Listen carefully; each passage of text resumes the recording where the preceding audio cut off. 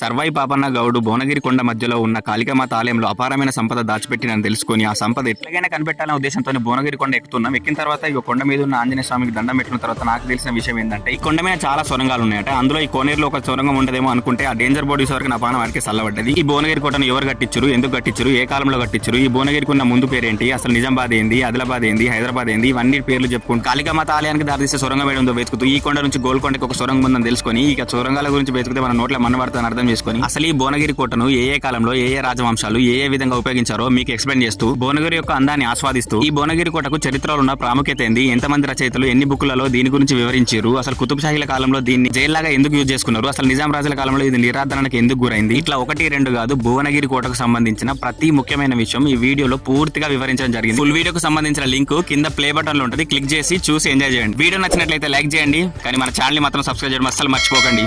Thanks for watching.